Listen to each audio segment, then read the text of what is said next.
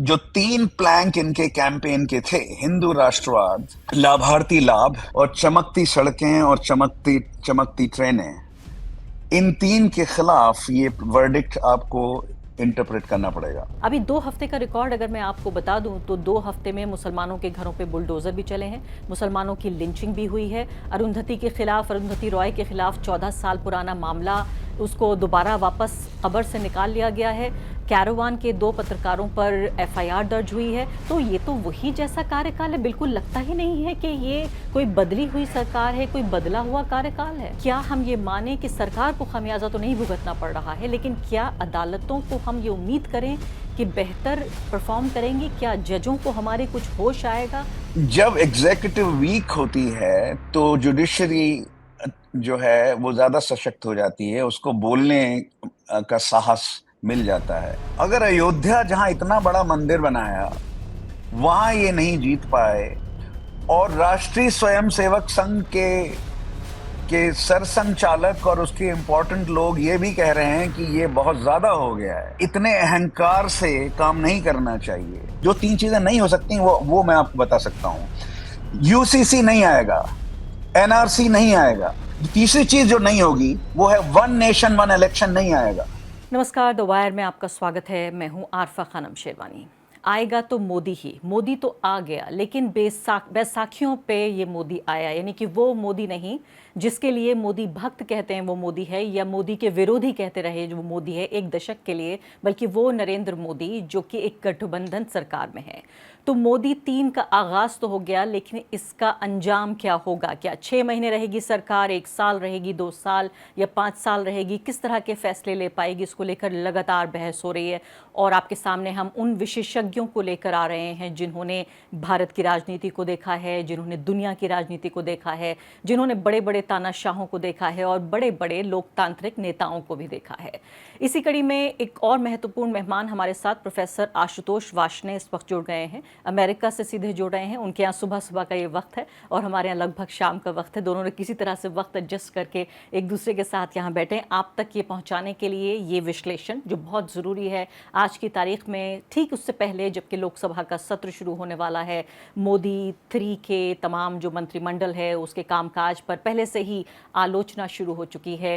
Professor Varshney से पिछले कुछ महीनों के दौरान मैंने 2 बार उनसे बातचीत की। उस बातचीत के कुछ हिस्से भी मैं आपके सामने रखूंगी। इनमें कई महत्वपूर्ण चीज़ें प्रोफेसर आशुतोष वार्ष्णेय ने कही थी, मैं उनको भी याद दिलाऊंगी। उनमें 1-2 महत्वपूर्ण चीज़ें ये थी। उन्होंने कहा था कि अगर 2024 में फिर से नरेंद्र मोदी की तीसरी सरकार बनती है तो ये जो सरकार है उसके बाद एक हिंदू पॉलिटिकल ऑर्डर का आगाज़ हो जाएगा, ये उनका कहना था। दूसरी महत्वपूर्ण बात उन्होंने कही थी कि जो मुसलमान हैं, भारत की सबसे बड़ी अल्पसंख्यक आबादी, वो दूसरे दर्जे के शहरी बन जाएंगे।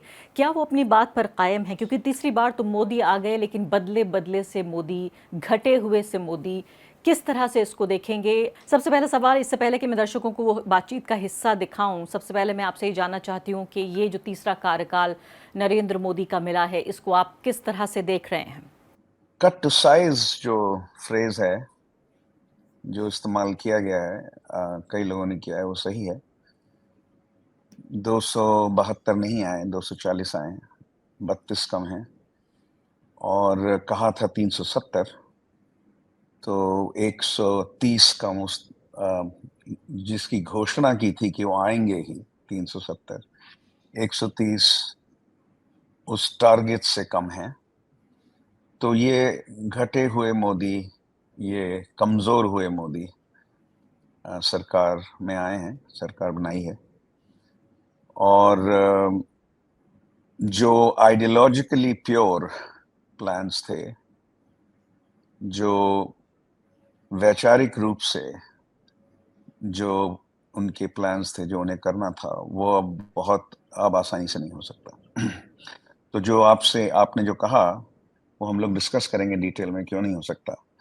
ये हिंदू पॉलिटिकल ऑर्डर अब बनना असंभव सा है अगले कुछ साल।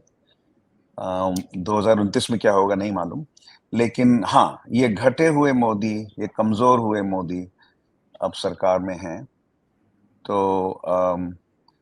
भारत की डेमोक्रेटिक कंस्ट्रेंट्स जो हैं उनके अंडर उन्हें काम करना पड़ेगा। उन इंस्टीट्यूशनल और डेमोक्रेटिक कंस्ट्रेंट्स को आसानी से जो इग्नोर कर रहे थे ये, वो अब नहीं कर पाएंगे। जी हाँ, आप कह रहे थे कि जो लोकतांत्रिक एक तरह से जो हमारा पूरा ट्रेडिशन रहा है उसको लेकर और काट छाँट कर भारत की जनता ने, भारत के लोकतंत्र ने उन मोदी को जिनका कद शायद लोकतंत्र से ऊपर हो गया था और इसलिए उनकी तानाशाही तमन्नाएं साफ तौर पे नज़र आ रही थी, काट छाँट कर उनको बराबर ला दिया है, साइज़ में ला दिया है। लेकिन इससे पहले कि मैं आगे बढ़ूँ, आइए ये बयान आपके दो देख लेते हैं, जिन दोनों बयानों में कुछ ही महीनों के, कुछ ही हफ्तों के दौरान ये दो इंटरव्यू किए गए थे। आइए पहले देख लेते हैं। अगर 2024 में अब से कुछ ही महीने बाद नरेंद्र मोदी चुनकर आए, फिर से तीसरा टर्म उनको मिलता है, भारत के लोकतंत्र और समाज के क्या मायने हैं, और नहीं आए तो क्या मायने हैं? आने का मतलब है कि India will have a Hindu political order. Third election अगर नरेंद्र मोदी तीसरी बार जीतते हैं तो इसका मतलब है Hindu nationalist political order in India. Hindu राष्ट्र, उसको हिंदू राष्ट्र कह देना चाहिए उसको, फिर हिंदू राष्ट्र की तरफ डिसाइसिव स्टेप्स होंगे। हिंदू राष्ट्र के तरफ स्टेप्स लिए गए हैं। हिंदू राष्ट्र नहीं बना है अभी, हिंदू राष्ट्र बन सकता है 2024 और 2029 के बीच में, और उसका पहला अटैक पार्लियामेंट के थ्रू होगा। जो हिंदुओं के पास पेपर्स नहीं होंगे वो सीएए से कवर हो जाएंगे, जिन मुसलमानों के पास पेपर्स नहीं होंगे वो सीएए से कवर नहीं होंगे। तो दो ट्रैक सिटीजनशिप हो जाएगी। ये दो ट्रैक सिटीजनशिप का जो पॉलिटिकल ऑर्डर है वो बनने की तैयारी हो रही है। तो प्रोफेसर वार्ष्णेय, सबसे पहले तो मैं आपसे ये जानना चाहती हूँ, हिंदू पॉलिटिकल ऑर्डर, हिंदू राष्ट्र और हिंदू पॉलिटिकल ऑर्डर और हिंदुत्व, इन तीनों में क्या फर्क करते हैं आप? इसमें कोई फर्क नहीं है ज्यादा। इसमें हिंदू पॉलिटिकल ऑर्डर का मतलब ये है कि कानूनी रूप से, संवैधानिक रूप से हिंदू सुप्रीमेसी का आइडिया, हिंदू प्राइमेसी का आइडिया और मुस्लिम सेकेंडरी सिटीजन्स का जो आइडिया है वो कानूनी रूप से लागू किया जाएगा। और अब वो इसलिए नहीं हो सकता क्योंकि 272 से कम अगर सीटें आएंगी तो आपकी मेजॉरिटी है नहीं, और दो जो आपके सबसे महत्वपूर्ण अलाइज हैं, टीडीपी और जेडीयू, दोनों का उन दोनों के वोटर बेस में मुसलमान हैं। और टीडीपी तो खैर मुस्लिम आरक्षण, मुस्लिम रिजर्वेशंस की भी बात करती आई है। तो अगर आप सोचें कि किस वजह से वो हारे हैं या किस वजह से उनकी सीटें कम हुई हैं, घोषणा के टारगेट के हिसाब से 130 कम, मेजॉरिटी के हिसाब से 30 कम, तो देखिए तीन ही बातें तो हैं उसमें। एक तो था उनका हिंदू राष्ट्रवादी कैंपेन था, वो हिंदू पॉलिटिकल ऑर्डर वाला कैंपेन था। मुसलमान घुसपैठिए हैं, मुसलमान ज्यादा बच्चे पैदा करते हैं, और ये जो विपक्षी दल हैं वो अगर उनकी सरकार बनी तो आपके मंगलसूत्र छीन लेंगे, वो मुसलमानों को दे देंगे, आपकी भैंसें छीन लेंगे, वो मुसलमानों को दे देंगे, आपके रिजर्वेशन जो हैं लोअर कास्ट के वो चले जाएंगे मुसलमानों को, वगैरह वगैरह।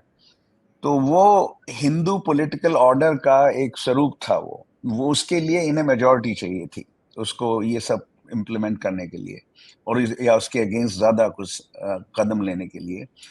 तो हिंदू राष्ट्रवाद एक उनका कैंपेन का मेन स्लोगन था। दूसरे कैंपेन का मेन स्लोगन था लाभार्थी। तो मैंने आपको टॉयलेट्स दिए हैं, मैंने आपको बहुत गरीब लोगों को घर दिए हैं, मैंने आपको राशन दिया है, 80 करोड़ लोगों को राशन दिया है, 800 मिलियन आउट ऑफ 1.4 बिलियन, 50% से ज्यादा लोगों को मुफ्त राशन मिल रहा था। तो एक लाभार्थी योजनाएं, एक हिंदू राष्ट्रवाद, और तीसरा ये चमकती सड़कें और चमकती ट्रेन। मैंने कितना विकसित भारत की तरफ हम जा रहे हैं। तो जो रूरल इंडिया है और जो लोअर कास्ट और मुसलमान हैं, इनका जो अलायंस बना,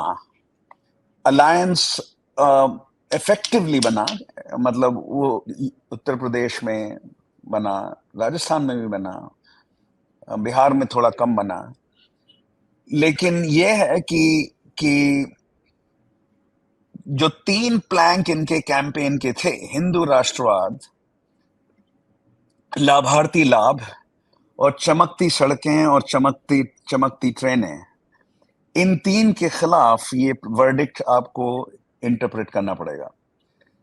तो उसमें ये है कि हिंदू राष्ट्रवाद अकेली अकेली बात वो नहीं थी, लेकिन उनका मेन प्लैंक वही है। उनका आइडियोलॉजिकल कमिटमेंट है हिंदू राष्ट्रवाद या हिंदू पॉलिटिकल ऑर्डर के लिए, जो उन्होंने कहा है कि 1000 साल से हिंदुओं की गुलामी चल रही है। मुसलमानों ने और उसके बाद ब्रिटिश रूल ने हिंदुओं को गुलाम बना रखा है। और वो आप कह दीजिए या तो सिंध के कैप्चर के बाद, या आप कह सकते हैं दिल्ली सल्तनत के बाद। तो वो आइडिया उनका कि हिंदुस्तान का कॉलोनाइजेशन 1757 से नहीं शुरू हुआ है, या तो 1206 से शुरू हुआ है या 711 से शुरू हुआ है। तो ये जो आइडिया है, जो बार बार बोला गया है, जो उनकी टेक्स्ट बुक में है, जो कांग्रेस की, यूएस कांग्रेस की स्पीच में मोदी जी ने कहा था, वो आइडिया जो है वो अब बड़े खतरे में पड़ गया है। वो आइडिया 272 में हो सकता था, 272 आने पर उसको इम्प्लीमेंट कर सकते थे, उसके अगेंस्ट, मतलब उस गुलामी कैसे खत्म करनी है। और 370 पे तो हो ही सकता था, 370 पे तो कॉन्स्टिट्यूशन चेंज आसानी से हो सकता है, क्योंकि तो 364 365 अगर आपके पास सीटें आ जाएं तो आपके पास 2/3 सीट्स हैं। और कॉन्स्टिट्यूशनल चेंज, कॉन्स्टिट्यूशनल अमेंडमेंट का रूल ये है कि 2/3 पार्लियामेंट आपके साथ होनी चाहिए और आधी राज्य सरकारें आपके साथ होनी चाहिए। आधी राज्य सरकारें हैं इनके पास, 2/3 पार्लियामेंट नहीं थी। 2/3 पार्लियामेंट अगर आ जाती, अगर 370 आ जाते, तो हिंदू पॉलिटिकल ऑर्डर कानूनी रूप से आने की बहुत बड़ी संभावना थी। जी, तो यानी आप ये कह रहे हैं, मैं ठीक से अगर समझ रही हूँ, कि हिंदू राष्ट्र का जो एक पूरा ये साजिश थी, ये षड्यंत्र था, इसको जनता ने धिक्कार दिया है, निरस्त कर दिया है, रिजेक्ट कर दिया है, और इसलिए ये घटे हुए, छोटे हुए, साइज में बटे हुए मोदी यहाँ पर वापस आए हैं। लेकिन मुझे ये बताइए कि तीनों महत्वपूर्ण वादे, यानी हिंदू राष्ट्र रिजेक्ट हुआ, विकसित भारत रिजेक्ट हुआ, आपने कहा चमकती सड़कें और दमकता हुआ पूरा भारत, ये सब भी रिजेक्ट हो गया, इसके बावजूद भी वापस कैसे आ गए मोदी? हाँ, तो फायदा जो हुआ है, नॉर्थ इंडिया में नुकसान बहुत हुआ है। फायदा हुआ है उड़ीसा, आंध्र प्रदेश और तेलंगाना में, वहां हुआ है, उससे मेकअप हुआ है। तो जो वहाँ पॉलिटिकल कैंपेन, ऑर्गेनाइजेशनल कैंपेन जो चल रहा था, जो चलाया था, बड़े सिस्टमैटिकली चलाया था, साउथ का पेनिट्रेशन, ईस्ट का पेनिट्रेशन, उसमें उन्हें सफलता मिली है। लेकिन उसको कैसे देखना है? क्या वो हिंदू राष्ट्रवाद के लिए मिली है सफलता वहां, या एंटी इनकम्बेंसी की वजह से मिली है? क्या पटनायक साहब हमेशा रूल करते, या जगन हमेशा रूल और दोबारा रूल करते? ये सब सोचने की बातें हैं।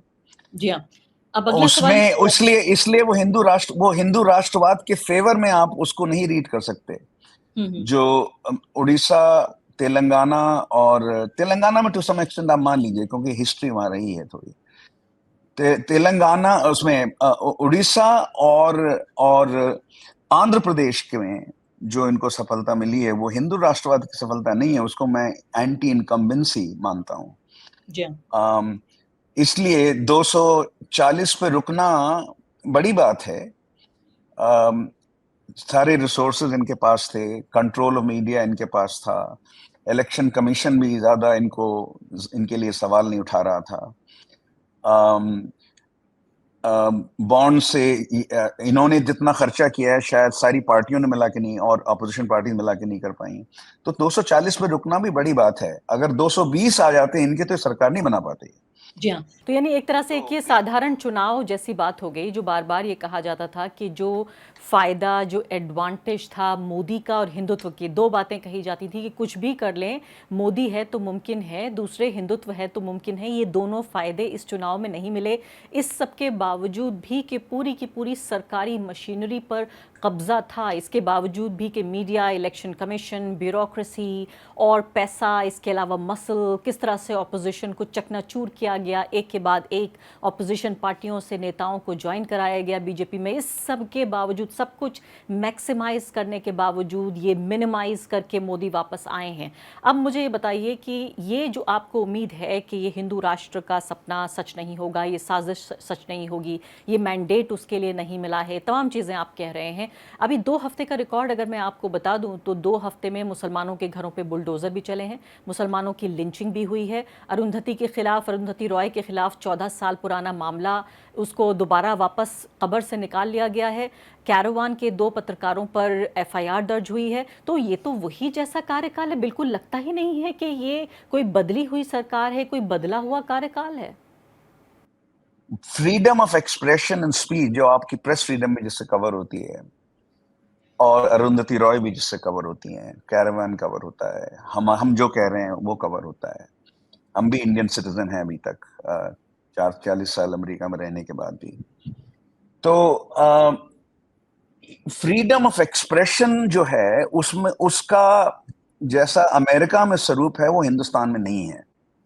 हिंदुस्तान में फर्स्ट अमेंडमेंट के बाद से फ्रीडम ऑफ एक्सप्रेशन में कुछ कंस्ट्रेंट्स लगाई गई हैं लीगली, और उसका कुछ सरकारें दुरुपयोग करती हैं, कुछ सरकारें लिबरली उसको रीड करती हैं, कुछ सरकारें अथॉरिटेटिवली उसको रीड करती हैं। हमेशा से प्रॉब्लम रही है ये।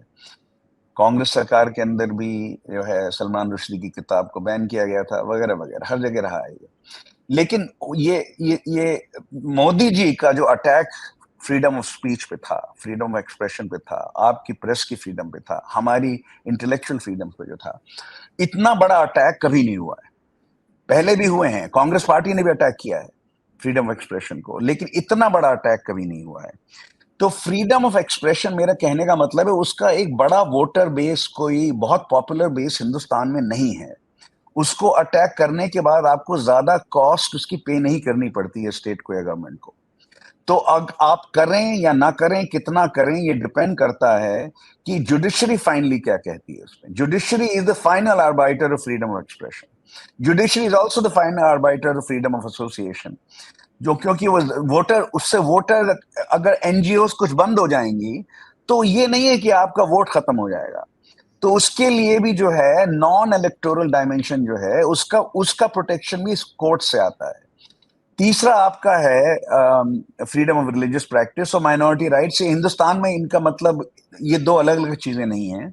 अमेरिका में 2 अलग अलग चीजें हैं, यूरोप में 2 अलग अलग चीजें हैं। माइनॉरिटीज अमेरिका की रेशल हैं और रिलीजियस माइनॉरिटीज नहीं है। हिंदुस्तान की बिगेस्ट माइनॉरिटीज रिलीजियस हैं, मुसलमान सबसे बड़े माइनॉरिटी हैं। तो उन फ्रीडम ऑफ रिलीजियस प्रैक्टिस और माइनॉरिटी सेफगार्ड्स का मतलब बराबर हो जाता है हिंदुस्तान में।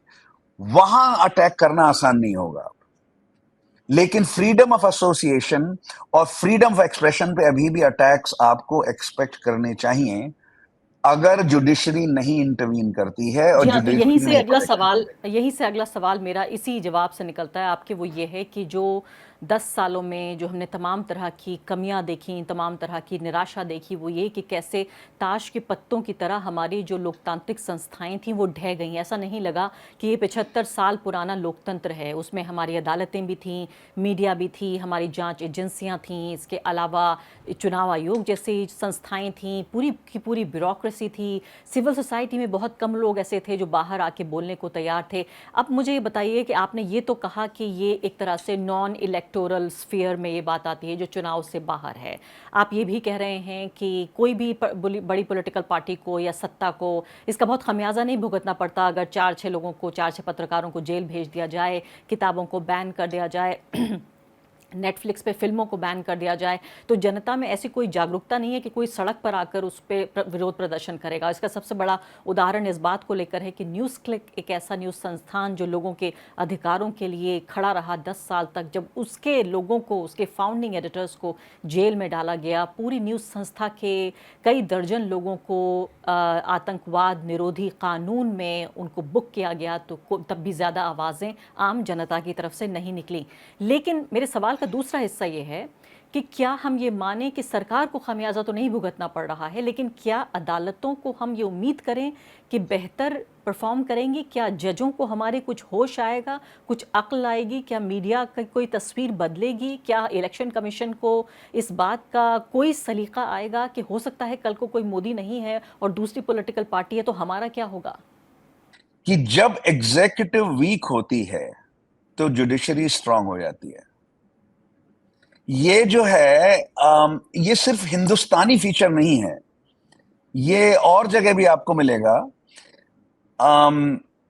जब एग्जीक्यूटिव वीक होती है तो जुडिशरी जो है वो ज्यादा सशक्त हो जाती है, उसको बोलने का साहस मिल जाता है। हालांकि ये नहीं होना चाहिए, जुडिशरी को अपना काम करना चाहिए, चाहे एग्जीक्यूटिव कितनी भी सशक्त हो, चाहे पार्लियामेंट कितनी भी सशक्त हो। एक पार्टी के चाहे 400 हो, चाहे 450 हो या 300 हो, जुडिशरी को अपना काम करना चाहिए। उसको, उसका काम है कॉन्स्टिट्यूशन का प्रोटेक्शन और लॉ का प्रॉपर इंटरप्रिटेशन। और सिटीजन्स, 4 सिटीजन जो अरेस्ट होते हैं उनसे वोट नहीं बदलेगा, लेकिन जुडिशरी को उनको 4 सिटीजन्स को प्रोटेक्ट करना चाहिए। या सिविल सोसाइटी ऑर्गेनाइजेशन उनको बंद कर दिया है, उनको जुडिशरी को प्रोटेक्ट करना चाहिए, उनके बेसिस पे वोट नहीं होगा। Minority rights is a different issue, वो इलेक्टोरल हो जाता है। तो उसमें ये है कि अब जो मोदी जी के घटने से, मोदी जी के डिमिनिशन से जो है जुडिशरी को थोड़ी ताकत अब मिलनी चाहिए। ये जो जनरलाइजेशन पॉलिटिकल साइंस में है उसका टेस्ट होगा। अब देखते हैं क्या करते हैं वो। उनको ज्यादा शक्ति अब इस बात से मिलनी चाहिए कि एग्जीक्यूटिव उनको बहुत ज्यादा परेशान नहीं कर सकती।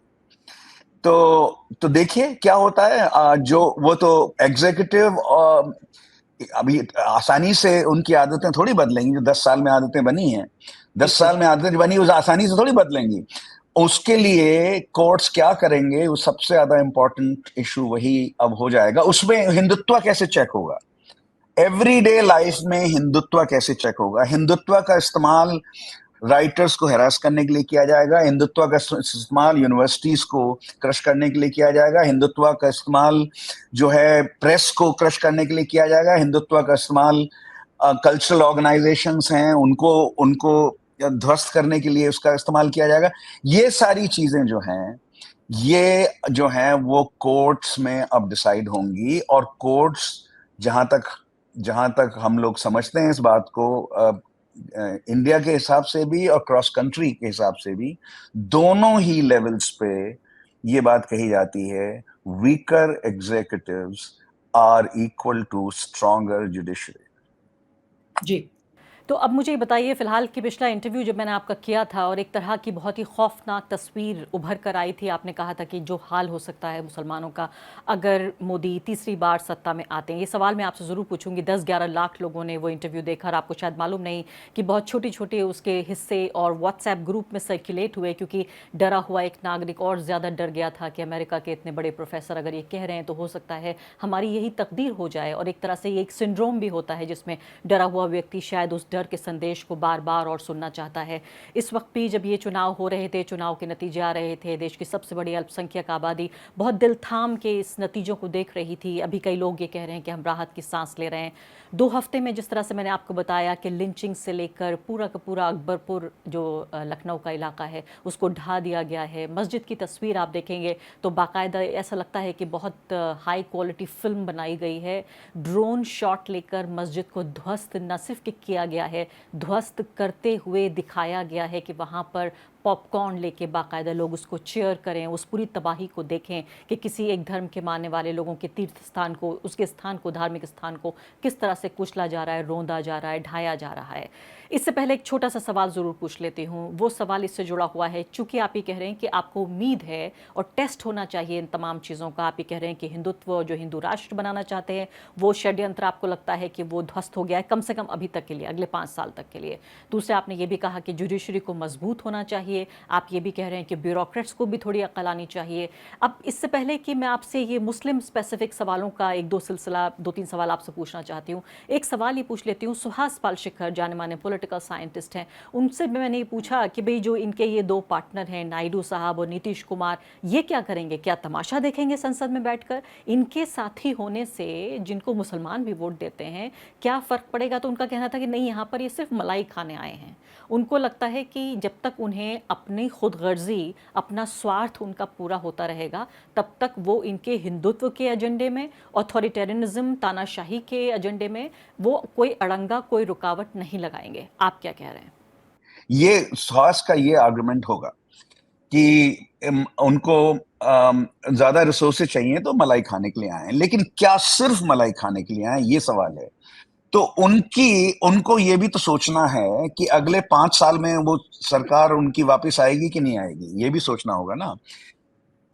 नीतीश कुमार को ये सोचना है कि उनका इलेक्शन शायद अगले साल है, या अर्ली 27 में होगा, अर्ली 26 में होगा, या अगले साल होगा, या अगले साल होगा। हाँ, तो उनको ये भी सोचना होगा ना कि वो, क्योंकि उनके वोटर बेस में मुसलमान हैं, उनका वोटर बेस, टीडीपी के वोटर बेस जो है उसमें मुसलमान हैं, कम्माज हैं, थोड़े से रेड्डीज भी मिलेंगे, और आपको लोअर ओबीसीज मिलेंगे वहां पे। वो जो पुराना जो मंडल जैसा अलायंस था, वो जेडीयू का भी है, और टीडीपी जो जो सदर्न अलायंस होता है वो थोड़ा डिफरेंट किस्म का होता है उसमें, लेकिन हाँ, वहां पे भी अलायंस में मुसलमान इंक्लूडेड हैं। तो इनको क्या वापस आना है कि नहीं आना है पावर में, या फिर ये 5 साल के बाद इनको फिर जेल जाना है? जेल में थे टीडीपी, तो क्या फिर वापस जेल में जाना है? ये सब सोचना पड़ेगा।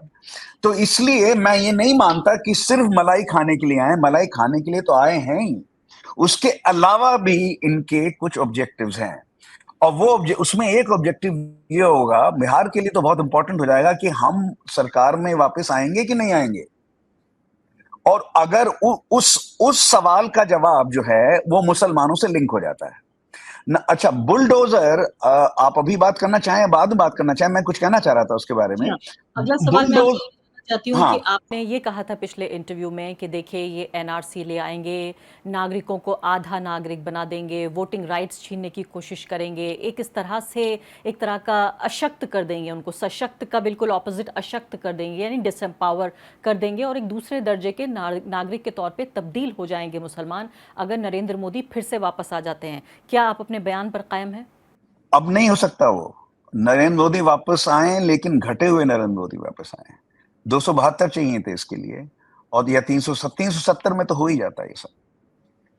370 आने का मतलब था कि 2/3 पार्लियामेंट इनके साथ होती, आधे राज्य इनके साथ थे, कानूनी रूप से एनआरसी ला सकते थे, ये यूनिवर्सल यूसीसी वापस आ सकता था। ये सारे जो प्लान्स हैं, जिनके लिए सीरियस लीगल रीअरेंजमेंट चाहिए, जिनके लिए कानून चाहिए, 1 नेशन 1 पोल 1 इलेक्शन, ये सब जो है वो आसानी से, ये सब नहीं हो सकता। मतलब पॉलिटिक्स में ये नहीं कहना चाहिए कि बिल्कुल नहीं हो सकता, चांस 0 है। चांस जो है, प्रोबेबिलिटी बहुत लो है अब इसकी। इसके लिए या तो मिनिमम 272 चाहिए थे या 370 सीटें चाहिए थी। तो वो जो मैंने खौफनाक पिक्चर आपके लिए बनाई थी और आपके शो में 2 बार डिस्कस की थी, उसका एक एजम्पशन था। एजम्पशन ये था कि अगर ये जो कह रहे हैं 370 या 300 भी वापस आए तो ये सब हो सकता है, और वो अब नहीं हो सकता, आसानी से नहीं हो सकता, बहुत मुश्किल से हो पाएगा, और ये कोलिशन टूट जाएगा अगर वो करना चाहेंगे। तो आप मान लीजिए, फॉर ऑल प्रैक्टिकल पर्पसेस, वो खौफनाक सिचुएशन अब वापस नहीं आ सकती। लेकिन अगर मुसलमान पूछेंगे बुलडोजर आपसे। जस्टिस, बुलडोजर हाँ, जस्टिस, हाँ, हाँ जी। मैं वाशिम बुलडोजर, जी यही पूछ रही हूँ हाँ, आपसे कि बोलिए वो बोलिए। पूछेंगे कि भाई देखिए मेरी तो अभी भी लिंचिंग हो रही है, मेरे घर से लोग भीड़ आके फ्रिज उठा के ले जाती है और घर से बाहर लोगों को निकाल देती है, अकबरपुर में दर्जनों घर गिरा दिए जाते हैं, तो बदला क्या मेरे लिए? ठीक है, तो ये बहुत अच्छा सवाल है। मैंने अपने लेटेस्ट कॉलम में इंडियन एक्सप्रेस में लिखा था कि लिंचिंग और बुलडोजर इनजस्टिस जो है उस पे क्या असर पड़ेगा। मैंने कहा उसकी लाइक्लीहुड, उसके खत्म होने की लाइक्लीहुड कम है, क्योंकि वो दिल्ली के लेवल की बात नहीं है, वो स्टेट लेवल बात है। तो स्टेट्स में जो है, यूपी में क्या करेंगे योगी आदित्यनाथ, मध्य प्रदेश जो नया गुजरात बन गया है वहां क्या होगा, यूपी में जो लग रहा था नया गुजरात बन गया है शायद, या बनने वाला है, वो अब तो नहीं है, अब तो बहुत मुश्किल हो जाएगा। उनकी उनकी 33 सीटें आई हैं और इंडिया की आई हैं 43 सीटें, तो अब तो बहुत, दोनों का वोट लगभग बराबर है, तो अब तो बहुत मुश्किल। बीजेपी का वोट 9% गिरा है, 8% 8%, 8.1 गिरा है, 9 नहीं। तो उसमें अब तो नहीं हो सकता वो आसानी से अ, जो जो जो सब कुछ करना चाह रहे थे, लेकिन बुलडोजर जस्टिस, इनजस्टिस और लिंचिंग स्टेट लेवल पे अभी भी चल सकती हैं। ये आइडियोलॉजिकल रेमनेंट मेरे ख्याल से बचा रहेगा। इसको नेशनल लेवल पे नहीं कर सकते थे, ये कर सकते थे 370 आने के बाद। नेशनल लेवल पे कानून बन सकता था कि इंटरफेथ मैरिजेस नहीं होंगी, कोई हिंदू मुसलमान शादी नहीं होगी, ये हो सकता था 370 आने के बाद, कि दो एडल्ट नहीं डिसाइड करेंगे किससे शादी करनी है, सरकार डिसाइड करेगी कि मुसलमान और हिंदू एक दूसरे से शादी कर सकते हैं कि नहीं कर सकते हैं। उसमें मेन इशू ये था कि मुसलमान मर्द क्या हिंदू औरतों के साथ शादी कर सकते हैं कि नहीं कर सकते हैं, not the other way around. ये अभी नहीं, वहां पे भी नहीं हुआ था, अमेरिका में भी जब ये सब चीजें हुई थी ये सब नहीं हुआ था। इट्स द मुसलमान मर्द एंड हिंदू औरत। वो सब भी आ सकता था 370 पे, अब उसका चांस नहीं है नेशनल लेवल पे। स्टेट लेवल पे जहां जहां ये बीजेपी सशक्त है वो अभी भी कर सकते हैं, क्योंकि स्टेट लेवल मैटर है, दोनों स्टेट लेवल मैटर्स हैं। अनलेस ये आ जाए बात आपके जुडिशरी में और सुप्रीम कोर्ट में, फेडरल सुप्रीम कोर्ट में, और federal supreme court, central supreme court, India के सुप्रीम कोर्ट ये कहे कि ये स्टेट लेवल पे भी नहीं हो सकता है, अगर वो ये कहे, लेकिन वो कहेगा क्यों, उसको तो लॉ देखना पड़ेगा। इनका इनका इनका इनका प्रीटेक्स्ट क्या होता है कि ये जो बिजनेस खड़े हुए हैं ये इलीगल हैं, ये घर जो हैं वो इलीगल हैं, ठीक है। और लिंचिंग का आगे बार बार ये बात आती है कि ये गाय मारी जा रही हैं, गायों का ट्रांसपोर्ट हो रहा है, वगैरह वगैरह, ये सब चीजें। तो लीगल उसका आर्गुमेंट क्या होगा ये देखना पड़ेगा। जी हाँ। लेकिन ये ये जुडिशरी कर सकती है, जुडिशरी, सुप्रीम कोर्ट इसको बैन कर सकता है, जी, मैं तो करेगा जो कि नहीं करेगा ये नहीं मालूम।